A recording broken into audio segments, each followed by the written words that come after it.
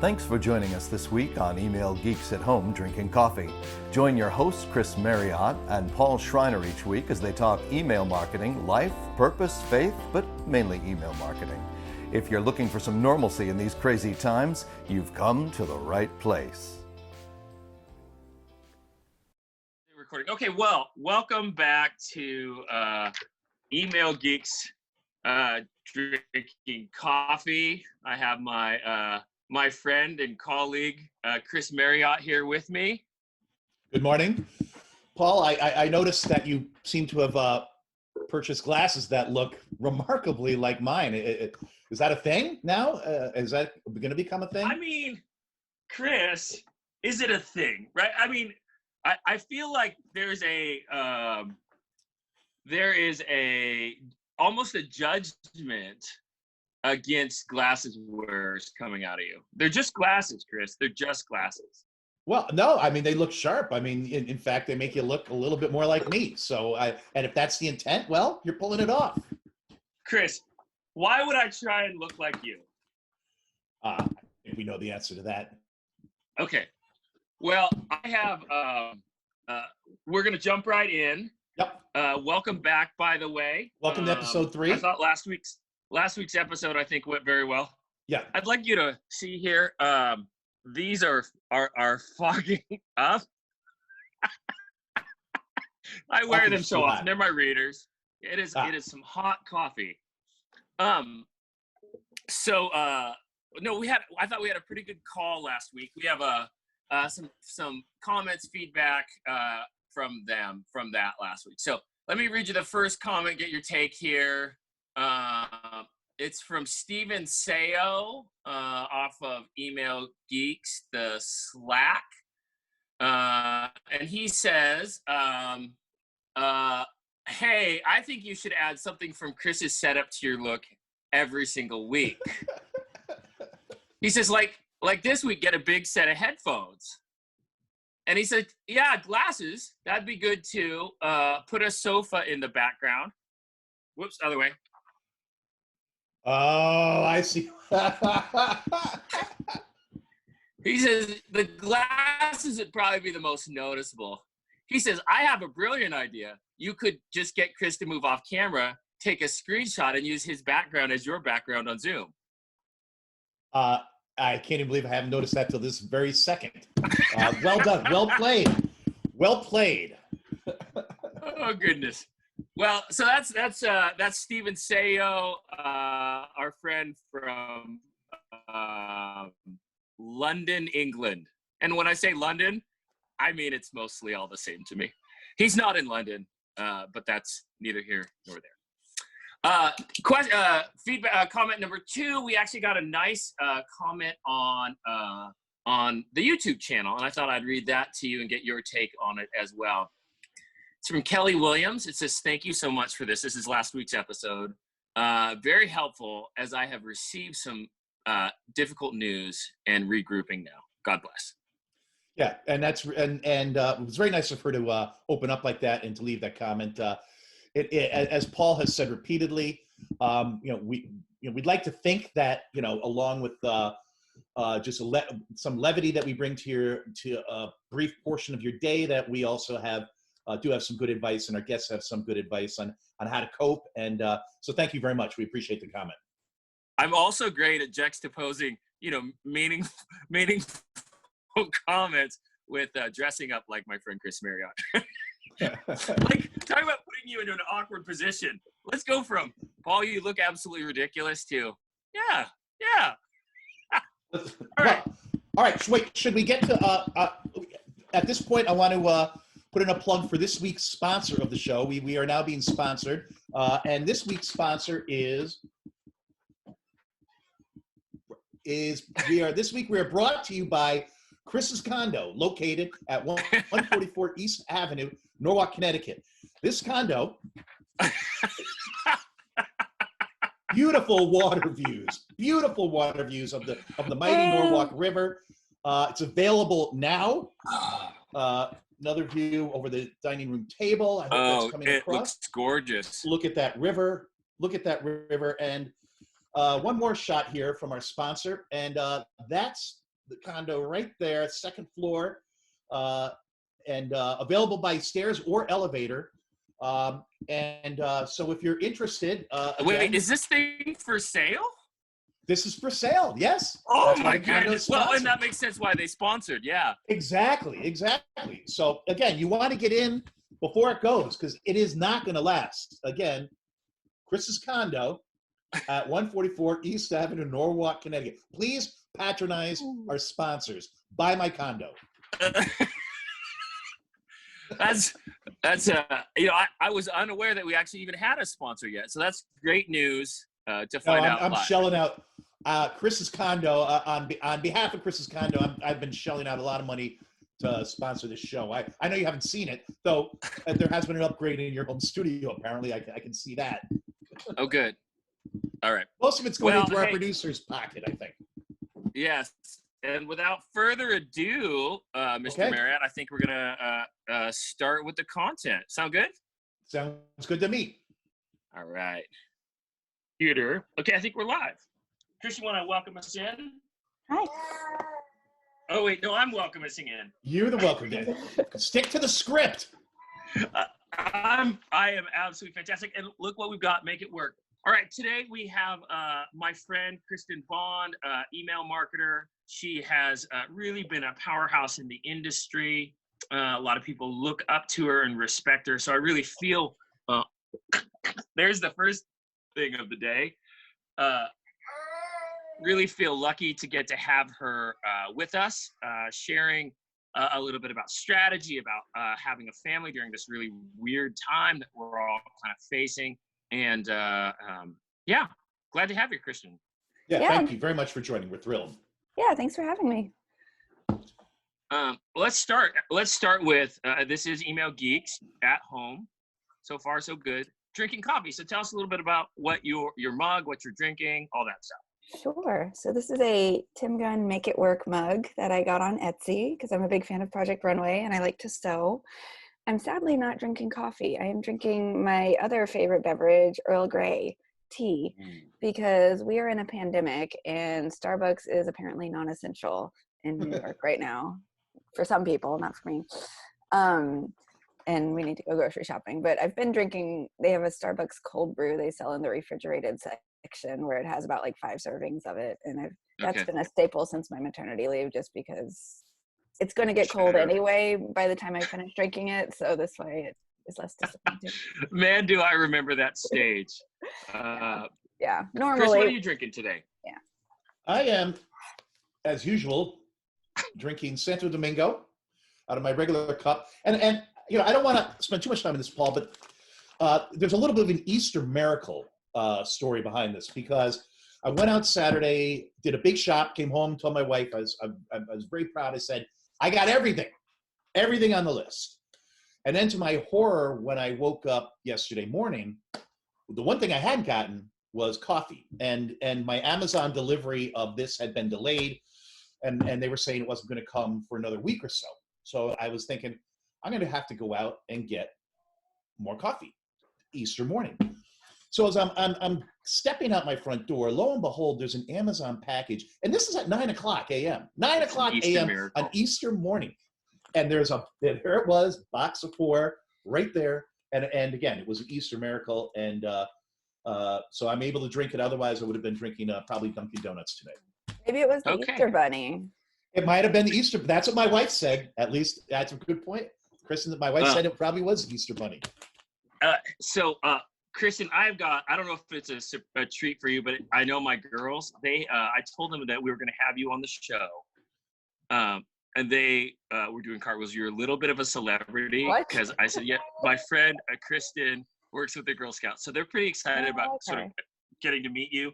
Hold on, let me grab them because I know,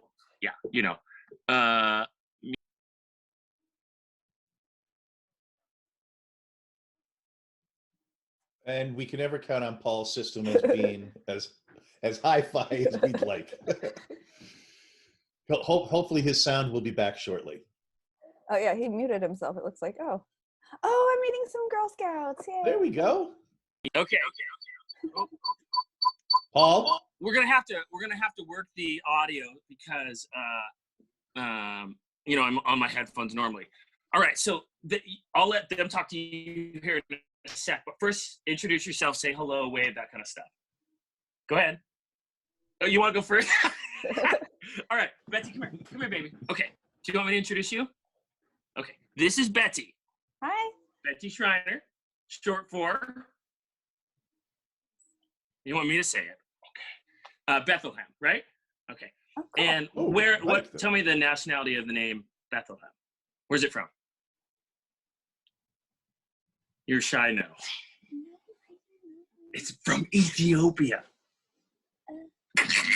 Okay. All right. Do you want to tell Kristen anything before we move on to Raph? Okay. Wave, say goodbye. Okay. Rafi. This is Rafaela. We call her Rafi. Hi. What's your troop number? 0032. Okay. And have you been to Girl Scout camp? Yes. And did you like it? You loved it. Yeah, except for one part. Except for one part. What part? Wait, no, don't say it. Because people might be listening. Yeah. It's okay. It's cool to try new things. Well, hold on. Let me mute and then. There he goes, muting again. Muting, then I can what? Yeah. Paul, we don't know what you want from us. No, I was just thinking you could say something back and then I'll let them go, if you'd like to. All right. Well, hi, girls. I hope you're enjoying your time at home. We have Girl Scouts at Home online now, if you haven't seen that, where you can earn badges and watch videos and stuff. So check that out. And yeah, hopefully we can get back to normal pretty soon. There you go. Cool. Thanks, girls. Headphones. Yeah, get them out of here. Thanks. And anybody out there, I often get asked, Chris, is your show really unscripted that you do with Paul? If you ever had any doubts, now you don't. Well, I thought so. My thing is, I love the Girl Scouts, and I think you know that, Kristen. Oh yeah. I love what Girl Scouts has done for my girls, because it's built confidence up in them. It has,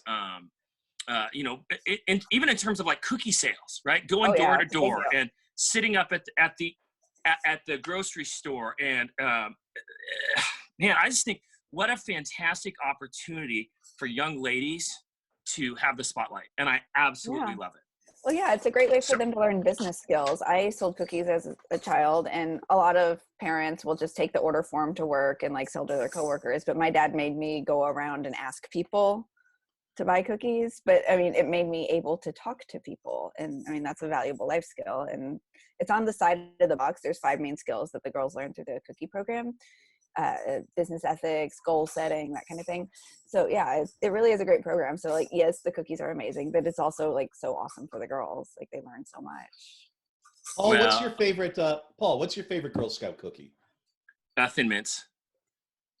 Pretty standard. Yeah, my wife's is Samoa's. I'm a tag-along person too. All right, there we go. Well, Paul, you had to go the cliche route. Some of us are a little more adventurous. I buy 4 kinds every year. I get Thin Mints, tag-alongs, Samoas, and trefoils.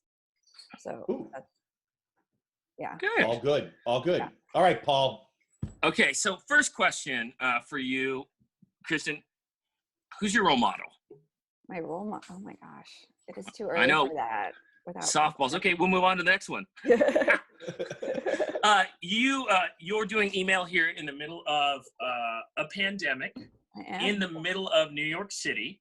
Uh-huh. What's working? What isn't? Well, it's tricky for us because the type of emails that my company sends are probably pretty different from most. We've definitely had to make some pivots in the last few weeks. So one of the series of emails that I send every year is for cookie consumers, so just regular people who want to know when they can buy cookies in their area. Pretty important content, right? So with that, like it's on a rolling basis for each council's cookie season, and then it populates whatever baker they're using. So it has whatever names of cookies. I think you guys might know this, maybe not. Samoas have a different name in some parts of the country, which is Caramel Delights, and tag-alongs are peanut butter patties because we have 2 bakers. So the emails that I send kind of populate the different cookie names and all of that. But as soon as New York went on lockdown, we realized, oh, wait, we can't send these emails right now because they are telling people to go to a place where they can find a cookie booth, and girls aren't allowed to do those right now because it's not safe. So we had to pause those emails, and then we kind of recouped, and now we're doing a program called Cookie Care, where, because yes, the business skill part, we're sad that we're missing out on some of that right now, but also it is a fundraiser, and that is council's operating budget for the year. Most of that comes from cookies, so not being able to do it can be really devastating for them, and we want Girl Scouts to exist, so it's important that you all buy cookies right now. So we quickly pivoted our online cookie program, digital cookie, to be at the council level, because it's never been like that before. It's been, you buy cookies from a girl, and you, if you can, and you know a girl selling, still do that, please. But now you can just search for your zip code and it goes to your council's page, and you can buy directly from the council, which we're only doing that right now because there isn't another safe option for most girls to sell cookies. But if you do know a girl who still has cookies and is selling, buy from her, because she needs to get rid of that stock. Because as lovely as it sounds to have a living room full of cookies, there is a financial impact of that. Right. And with the Cookie Care program, we're also allowing people to donate cookies, which I think is great. So we've always had some kind of donation aspect, whether it's to troops or local service people or whoever they want to. Right now with Cookie Care, it's very specifically going, people can choose to purchase cookies and have them donated to a local hospital for the staff, or for any frontline workers who might need a little cheering up with some cookies, because they're going through so much right now. I can't even imagine. Yeah, I'm grateful. And what I just to sort of pile on to that, I know our council has really switched over to sort of virtual cookie sales. I mean, where we're pushing it, and it's different. And again, to your point, I'm sad that our girls can't shake down relatives and shake down neighbors. It's fun to sell cookies, and so hopefully we'll get back to it next year. Right. I mean, we're at a time right now that is unparalleled, right? And so that's good. Now, I do want to take a second and say, you have, I mean, knowing your program a little bit, you have got a lot of sort of tendrils going out. This is not the Kristen Bond show. You have an entire team of amazing people that are pushing out a lot of content, because you've got a whole bunch of regions and councils, and sort of everyone has some autonomy in their own email program. Yes. I would imagine probably communications has been a big part of kind of your guys' pandemic response. Can you talk about that? Sure, yeah. So I have 3 people on my team that I directly manage, and then each of our 111 councils has a marketing team that could have anywhere from 1 to 10 people working on emails, usually not just emails, but other things. So we have to keep a unified message across the board. So we were doing that via, of course, email. We send out communications alerts whenever we have updates to any of our council staff that they need to know about our official messaging on anything. And that's something we've done before this. Like, we've always had those. And we are doing lots and lots of webinars, because that's how we roll. Because I trained all these people on how to use Salesforce Marketing Cloud, which is the tool we use for email. We have about 400 users across all of these councils. Yeah, it's a lot. That's why I have a team helping me with it. So we want them all to be speaking the same voice. So we create a lot of templates and existing content in our platform, because each council is set up as an individual business unit. So we have a lot of shared content for them that they can just grab and put in their emails if they want, or take full emails even. We also communicate with each other via Chatter, which is a Salesforce product. It's kind of like Facebook. It's kind of nice. We have a little email group, and so people are asking each other questions, and it's a cool way for us to see like widespread issues quickly. Like, we had one person say, "Hey, I just noticed all of my Hotmail people bounced, and that's weird, right?" And then we had 5 other people comment. It's like, "Oh, maybe we should check that out." We're on a shared IP. That happens like every 6 months. But, Sure. It's a nice way to like get confirmation from the group right away, so we can quickly identify if something is user error versus, oh, this might be something we need to investigate. But in all of this, you also had to change messaging, right? I mean, you went from here's our standard program. I'm assuming new playbook. Yeah, we're working on Girl Scouts at Home, which I mentioned to your daughters, and it's up now. So we're working on a lot more virtual content. So videos of people demonstrating some of the activities and things that they might be doing to earn a badge so that girls can do it online at home. We've got a lot of girls who are having their troop meetings via Zoom, just like this, which has been interesting to see. And they've all been adapting really well. I've been surprised and pleased to see that. I guess that's how they're doing school right now too. So they kind of have to. Right. For us, I mean, it definitely made us have to pivot a lot of our marketing over the next few months, because we had a bunch of campaigns that were meant to launch at the beginning of April. Like we do a spring renewal campaign every year where people sign up for the next fall, so that while they're still in the school year and still enjoying their current year, they can sign up for fall. And that's a very important part for us, because that's how we get most of our retention. Yeah. And this was normally we create materials for councils and then they send it out on their own. And this year we gave them the opportunity, where it's a lot. We do segments. So it would be like 13 different versions of the email between the different audiences, because we separate it out by like first year or returning or parents of older girls, parents of younger girls. Like we have all these different segments. And so this was the first year that we offered, hey, this is a lot of work. If you don't want to do it, my team will do this for you. And we had built out a really complex way to do it, where within the code of one email, it would personalize the council's logo and footer and make it look like it's coming from them. And we'd even worked out the back end where unsubscribes would go to the right council, where it's like, if you want us to send it, then we will. And then you don't have to worry about it. And we had more than half of the councils opt into that, which is huge. But then things happened at the end of March, and so that got pushed back. So we're still doing it. It'll just be in a couple weeks. And then we, of course, had to rewrite all of those emails, because a lot of the tone just doesn't feel right now.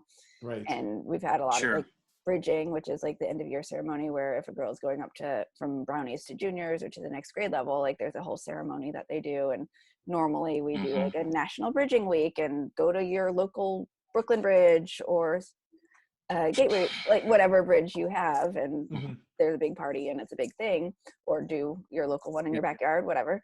Some people have little ponds and things.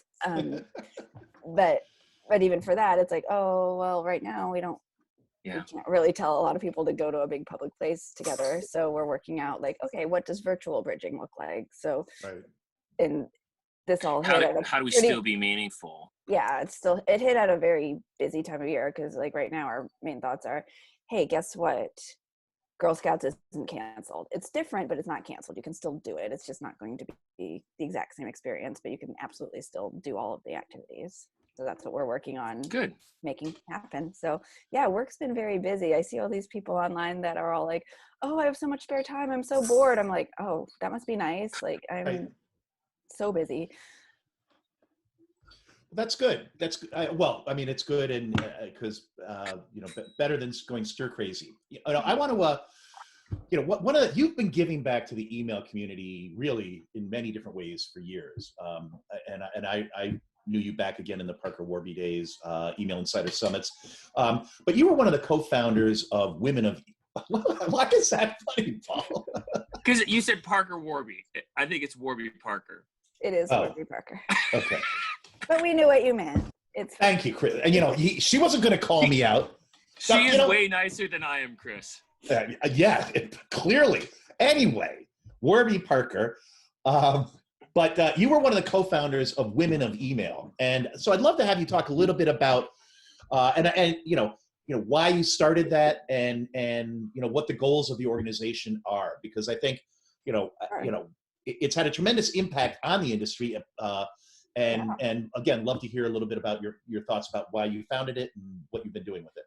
Sure. Yeah. So at a conference a couple of years ago, several of us, me, Jen Capstraw, Laura Atkins, were all there, and we noticed, hey, there aren't a lot of women on stage, even though half the audience is women. And the organizer of the conference had asked me to write an article about it for his newsletter. So I did. And then that kind of sparked this big conversation in the industry about, well, why aren't women on stage at these events? And well, maybe they're not confident enough, or maybe they're companies won't let them, or there are lots of reasons, but it didn't really get down to, well, maybe there's a systematic, like maybe there's a reason and maybe we should try to support them. So Jen emailed me and Laura and April Mullins about this, and we decided, hey, why don't we start our own group? Like, this was Jen's idea. And then over the weekend, she just like started this Facebook group and built a whole website. And we each invited a couple of our friends. So we're like, okay, yeah, it'll have like 30 people. It'll be fun.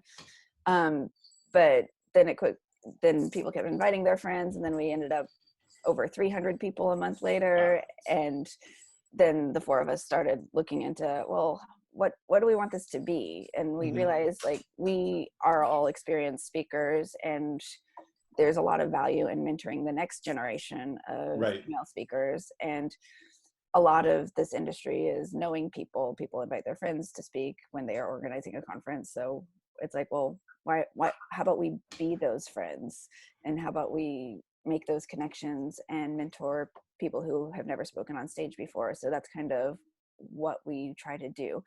And now, a couple years later, we are an official 501c3 nonprofit association, which means that we can fundraise, which is cool, because our website does have hosting fees, and then we do a lot of, at any conference that we have, one of us usually do some kind of happy hour or meetup for the members. Paul likes those happy hours. Oh, he's not invited. I know, but he'd like to be. I'm sure. Women of email, Paul. You don't qualify. Yeah. That's okay. Yes. But before those, we have signage, we give out stickers, and sometimes hope to be able to pay for drinks if we don't have a sponsor for an event. Yep. So we do have operating costs for that. And one of our goals is we do eventually want to offer scholarships, because in talking to our members, like, a lot of women said that, oh, well, I can get the opportunity to speak, but my company won't pay for me to travel there. And a lot of conferences still aren't able to pay for travel. So it's like, oh, if that's the only thing holding them back from getting on stage, like, we want to be able to help with that. So we're hoping to eventually do scholarships, but we're still, unfortunately, the four of us are super, super busy, and we've added a fifth board member, Aisha, and yeah, it's a lot because we all work full time and have other things going on, but we have a lot. We're now over 4,000 members. We're very active. Yeah, it's blown up, and we love to see it. Yeah, thank you. Yeah, so now we have a private channel on the Email Geek Slack. We have a Facebook group that is very active, and then since the last few weeks, we've been doing weekly Friday afternoon Zoom happy hour meetups too. So that's all we can do right now in these times when no conferences are happening. But when conferences are happening, we usually end up doing meetups at all of the big ones. Well, I imagine it's a tremendous resource right now. You know, Paul and I were talking last week with Ryan Phelan about, you know, networking in the time of layoffs and you know, how you leverage, you know, who you should be leveraging and what you should be doing if you've lost your job. And I would imagine for the women of email that your organization would be a tremendous of tremendous help to women who have been lost their jobs at this time. And do you see that a lot of people are that there is some outreach going on within the women of email and helping, you know, people find new contacts or jobs? Absolutely. I started a thread on the group a couple weeks ago of like, hey, a lot of people are unfortunately losing their jobs right now. If you are hiring, post the job in the comments here. And we did that. It has over 50 replies right now. Sometimes some of them are just people saying, hey, I'm looking, I'm in California or whatever, or some of them are just like, oh yeah, I'm hiring, we need these people, it's remote. So we've been trying to make connections there. We always encourage people, like, if you do have a job posting to share the salary range. And sometimes it's because I think what we've learned is like a big part of the gender wage gap is lack of transparency. Like, people don't know that they can ask for $100,000 in certain cities. Like, they don't know that that's a perfectly reasonable salary in many places. And so, like, we try to get people to post the salary range every time they share a job posting.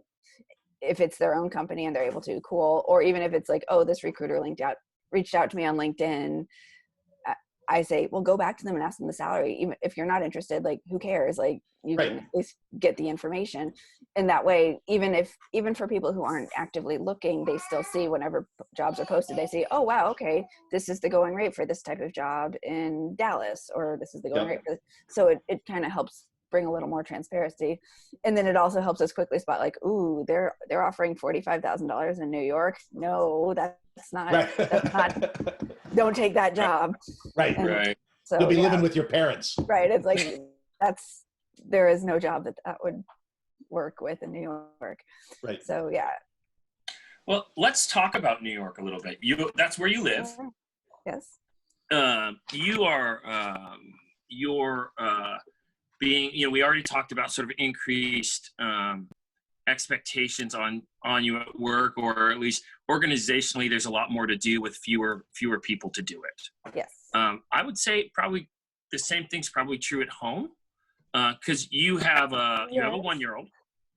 I do. And now you are, you're both a full-time mom and also full-time, more expected of you there, expected of you at home, just more on Kristen. How are you juggling all that? Any insights or advice for folks maybe in a similar role? Yeah, I mean, well, I'm a full-time mom even when there's not a pandemic. I'm still a mom even with a daycare. But now he's 5 feet away. Right. So it's a little different. It's a challenge, and luckily I work someplace that's been very understanding and supportive, because where I work, this might come as a shock, but most of the employees at Girl Scouts are women. We do have men who work there. Two men are on my team, but yeah, like we have a lot of women and a lot of parents. So they have been very flexible and very understanding of hey, if you need to work different or weird hours, like that's okay. But we do have a meeting heavy culture where I work, so it does get tricky sometimes. So what I've actually started today is, so I've been there more than 5 years now, as of a couple weeks ago. So I get 6 weeks of PTO. Thank you. So what I'm starting today is, I'm doing it on a week-by-week basis, but I'm taking half days. So I'm using vacation time to take the mornings off and then work in the afternoons. And then my husband and I can kind of switch off. Yeah, co-parenting. Yes, because my husband does freelance video editing, and so he's had a little more time, but he also is still working and still actively doing stuff. So yeah, and it's hard to take care of a 1-year-old all day long anyway. I mean, now I understand why daycare is as expensive as it is. Right. Because it's worth it. Yes, of course. Yeah, I mean, for any parent though, like I hear from parents who have school age kids or teenagers, like there's different challenges for kids right now of every age.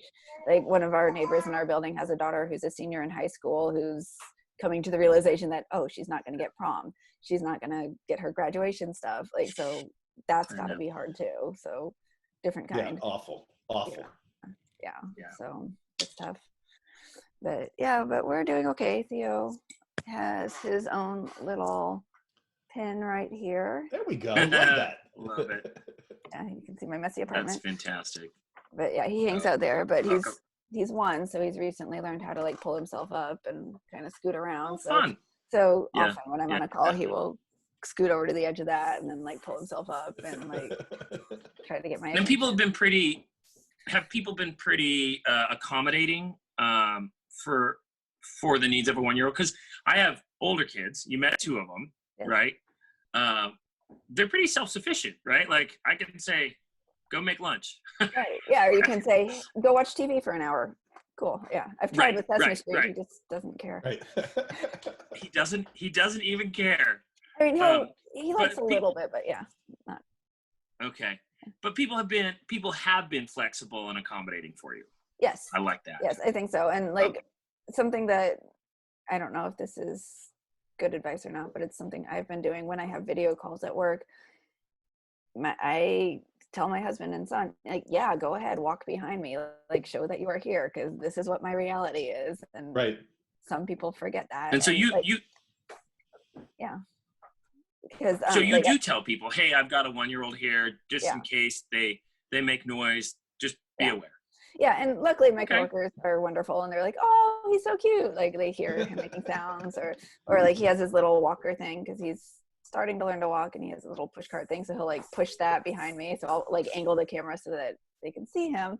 And most people think, oh, that's cute, and it's like, yeah, that's what it is. And generally all my coworkers are like that, whether it is a baby or a younger kid, Sure. older kid, or a cat or whatever. Like, we're supportive of each other's families, so I think that's Good. cool to see. So you touched on this a little bit already, but I'd like to go back to it, which is just around focus. I know that folks are feeling just the weight of the world, and I'm sure you guys are as well. They're kind of being in the epicenter. Mm-hmm. How do you stay focused on, hey, we've got an entire email program to run for a large organization with a huge number of people, relying on it? How do you stay focused while sort of probably emotionally feeling like, man, there's a lot going on? Compartmentalizing mostly. I think of it like, I might not necessarily think in terms of, okay, here, what does my week look like? It's more like, what does my afternoon look like? And just try to break it down into much smaller pieces of like, okay, what is the priority right now? And that is something organizationally we're having some challenges with, because all these things that were supposed to happen in April are pushed back to May, but now it's like, okay, but what about the things that were happening in May? And a lot of people are like, well, they still need to happen in May. And so we're juggling a lot at work, trying to figure out like what actually is priority, because we can't have 7 things be top priority. So that's something that we're working with leadership to be like, okay, here's these 7 things. Pick which one you want us to do first, and we will do it, and then go from there. Sure. But yeah, for me, it's I don't know. I've just gotten good at it. There's a little goblin over there playing a tambourine right now. I have headphones in. I can still hear the tambourine. It's not that loud. No. Well, and I love that. Yeah, he loves music, and for his birthday, they had this little backpack on Amazon that it was like $30, and it had like 18 different musical instruments, like various like bells and a tambourine and a xylophone and stuff. He loves it. I just put all the things in the bag and then let him like slowly take them out and play with them, and that keeps him occupied for a while.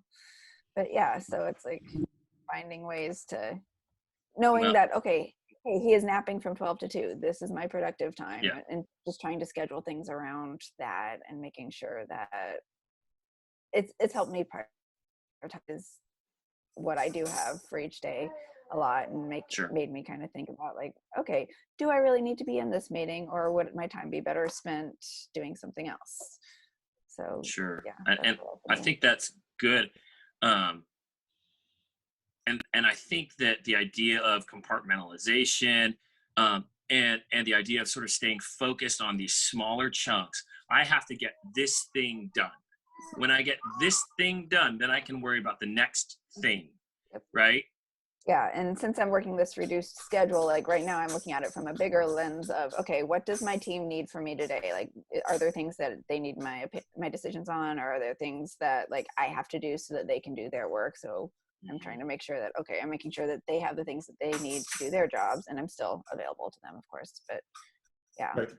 Well, I think you made a really, really good point that I think, every company needs to be thinking about right now, and every email marketing team. And when like you said, if everything is a priority, nothing's a priority, because they're all equally.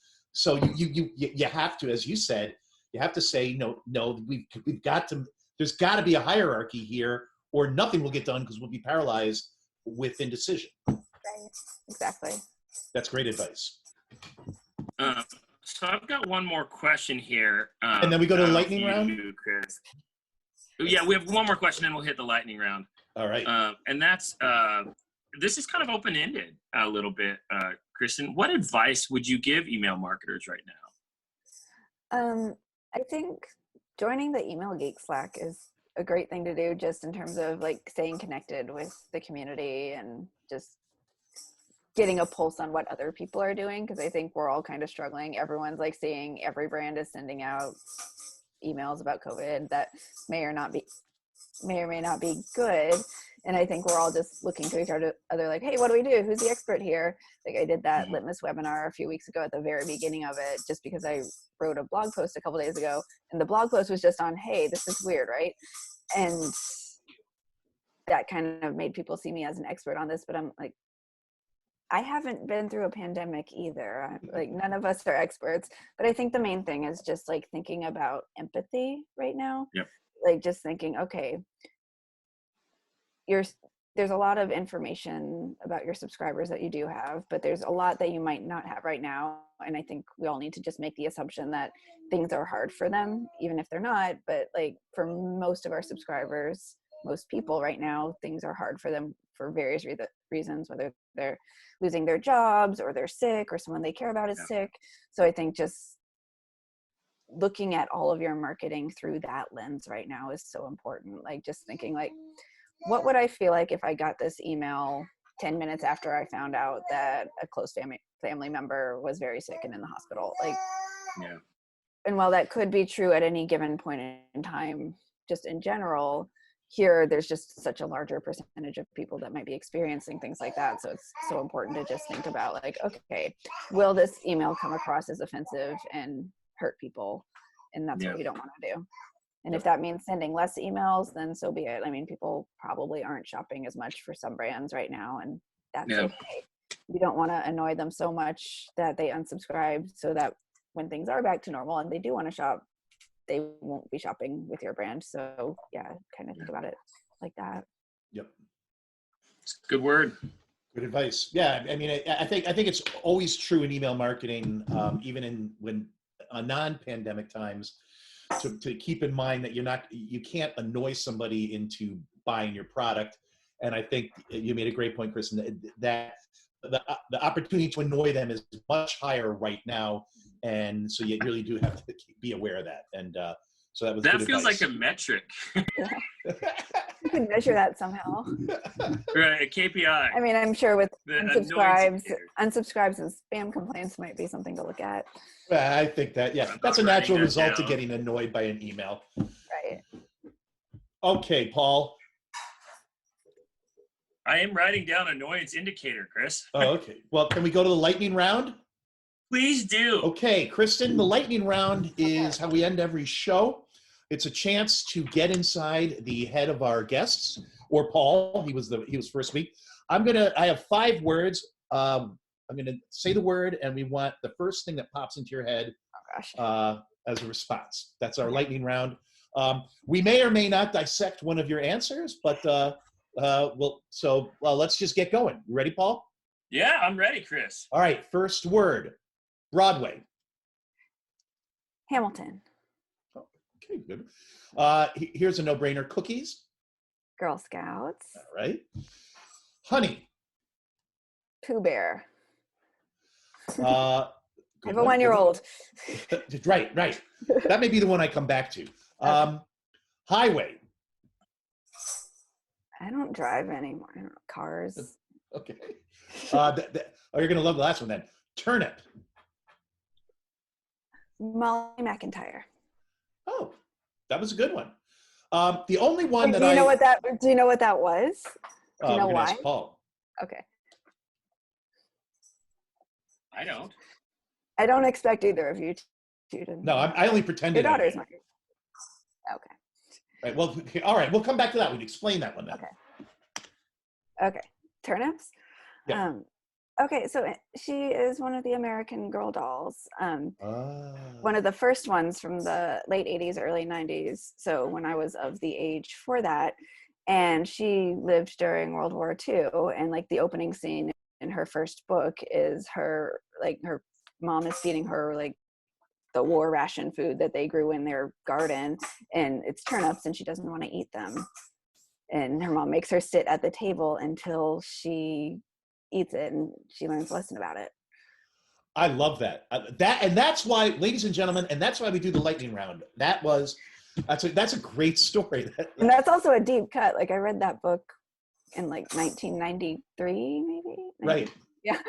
And so now we've learned that's also my only frame of reference for turnips because I don't typically. Yeah, nobody. I mean, root vegetables. I mean, Paul, he lives in Chattanooga. I imagine turnips is a staple on your table, but that's all we eat, Chris. All we eat. But for the rest of us, anyway, that was great. Thank you, Kristen, and thank you very much for joining us today. Again, I think you provided some great advice for people during the time of the pandemic and how to deal with that.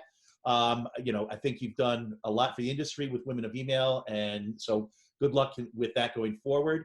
And I don't know, Paul, you got any last words for us today? Man, as always, Kristen is... Don't forget our sponsor again. That is Chris's Condo. If you're in the market, Chris's Condo, Norwalk, Connecticut. Sorry, so Paul, over to you. You should make that a Zoom background. Like you can get a digital one. If you have like a green background, you can make that like your background on here, so it looks like you are in that room. I love that, and I do have look at that. I have a green wall. If I took the, I bet you could do that. Kristen is just a font of great advice. I love that, Paul. I'll get the living room, and you'll get the master bedroom as your background. We'll be all set. I've been hashtagging every tweet this week by Chris's Condo. And that's the backstory there. Kristen, as always, It is a joy to get to talk to you and hear what's going on. Know that we are in spirit, standing with you guys at the Girl Scouts. Let our team know anything you need. I think we're always available. But again, we'll put that out there. I'm assuming, I know your schedule's quite tight, but if someone were to reach out, like on the Email Geeks Slack, you'd certainly be able to help any way you can. Yeah, I have a window open with that usually where I check in. So yeah. Go ahead, Chris. Thanks for joining us this week. And don't forget to tune in next week when we have Dave Allen, the president of the CRM division at Zeta Global, where we hear from the ESP perspective of how to deal with things in the time of the pandemic. Paul, over to you. There you go. Thanks, everybody. We'll see you next week.